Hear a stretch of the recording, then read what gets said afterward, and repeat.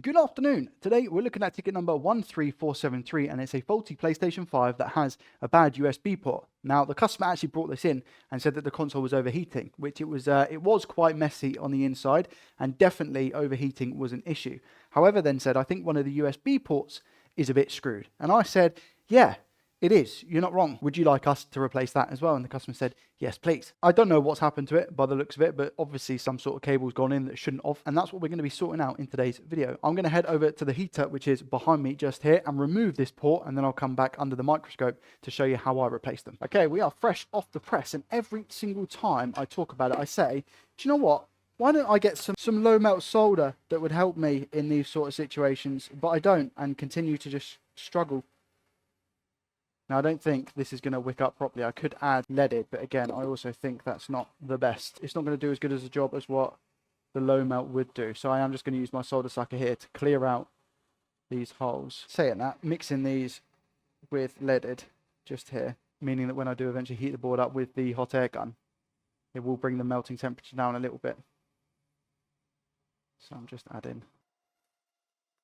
a bunch of that leaded now. Might be a little bit easier on me now when I go to wick, but again, I think for that time, just come in with the hot air. Some small components around this as well. Now we'll just come in with hot air over the top, as that's going to be easier. The board is a little bit unbalanced when that's not the case. If we flip it around. There we go.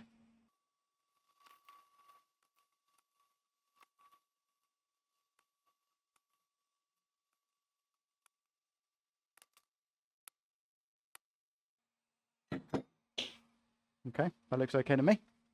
All those holes are clear, maybe except the one on the right. There's a little bit more in that.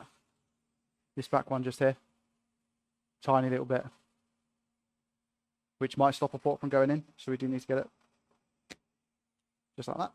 Now, editing Joey would have probably sped that process up. Now, if we get the new port, after a nice little cleaning session,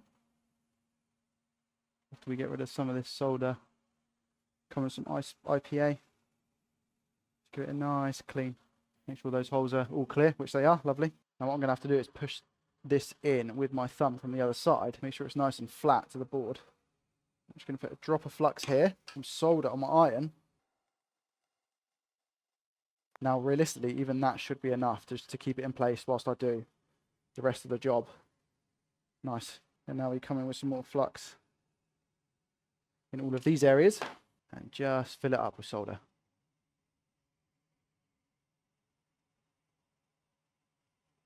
I'll go over that.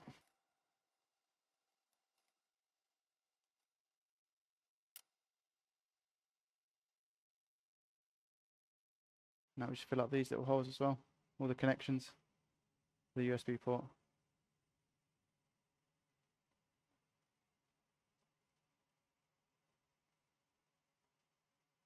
Make sure we get good connections on all of them, every single one.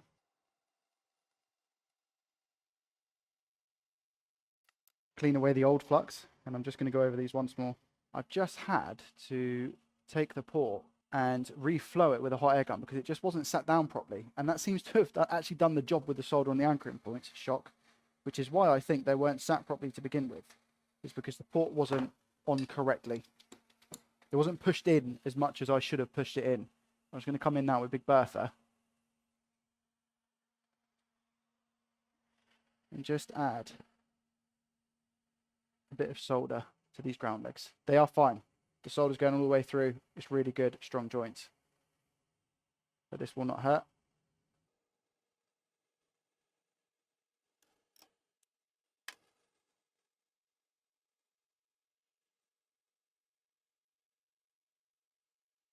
Again, do you know what? I'm not even going to add any more solder, but I'm just going to add some flux here and go over these to make sure that they're okay.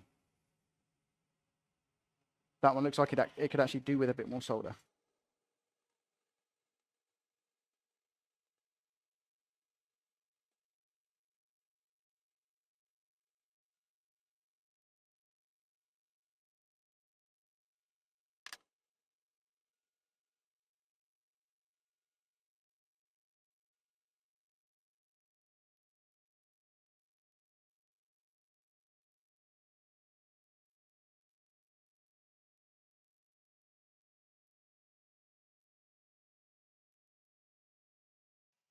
There we go. I think that's going to do. Job should be a good one. We'll obviously make sure to give this a test when it's all been put back together.